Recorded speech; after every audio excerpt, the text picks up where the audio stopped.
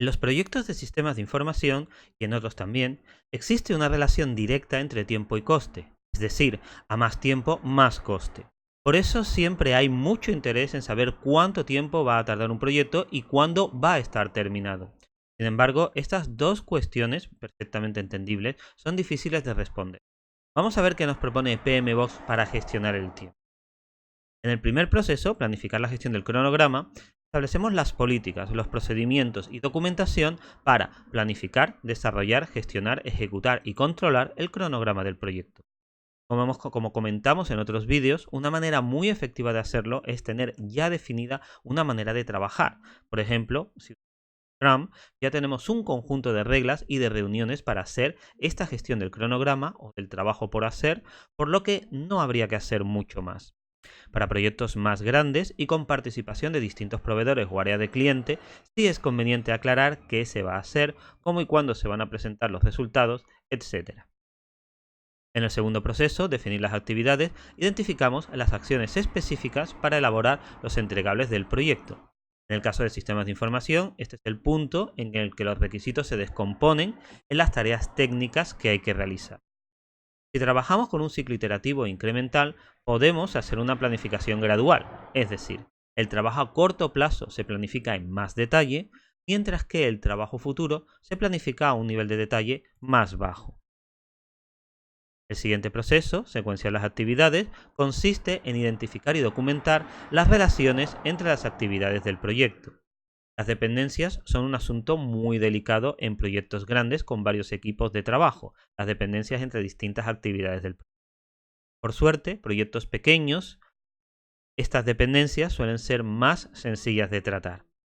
Muchas veces las dependencias solo existen a nivel técnico y pueden superarse con buenos conocimientos técnicos. Vamos a ver un ejemplo. Tenemos que hacer una tarea que implique leer clientes de una base de datos, pero esa base de datos no existe. Podríamos pensar que la tarea de crear la base de datos y llenarla de clientes debería realizarse antes y que tenemos una dependencia de dicha tarea. Error y gordo. Podemos resolver esta dependencia a un nivel técnico, estableciendo una interfaz bien definida para acceder a esos clientes y colocando al otro lado de la interfaz algo rápido y sencillo de hacer o ya hecho que simule la base de datos para poder trabajar. Cuando llegue el momento y la base de datos esté implementada, sustituimos este código rápido y sencillo por la implementación real de la base de datos. Existen varias técnicas si necesitamos algo más complejo para visualizar las dependencias de un proyecto. Una de las técnicas o de las herramientas más habituales son los diagramas de Gantt, en las que señalamos con flechas las dependencias de cada tarea, tal y como se muestra aquí. Hemos cogido esta imagen de Microsoft Project, el cual es uno de los programas más utilizados para hacer cronogramas como diagramas de Gantt y hacer un seguimiento del avance del proyecto. En el proceso estimar la duración de las actividades, realizamos una estimación de la cantidad de periodos de trabajo necesarios para finalizar las actividades individuales con los recursos estimados. Esta es una tarea difícil porque no podemos predecir el futuro. No sabemos qué problemas y qué impedimentos nos encontraremos realizando los proyectos.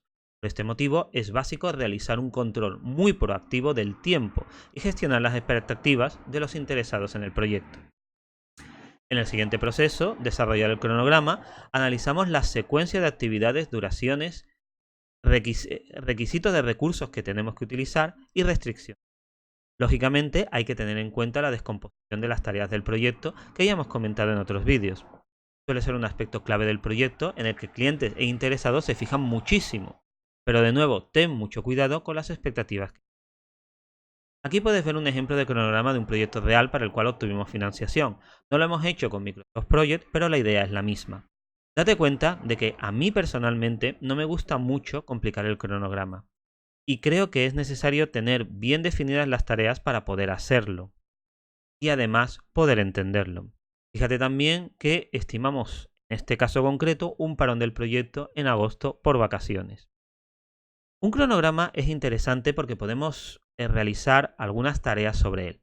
Por ejemplo, podemos analizar escenarios que pasaría si y predecir el impacto que tendría en el proyecto. Por ejemplo, en este cronograma, ¿y si cambiamos las vacaciones de mes? También podemos realizar simulaciones en el proyecto, por ejemplo, trabajando en el impacto de riesgo y analizando cómo afectaría tiempos, tareas y entregables. En cualquier caso, recuerda que un cronograma es un modelo incompleto e imperfecto de la realidad.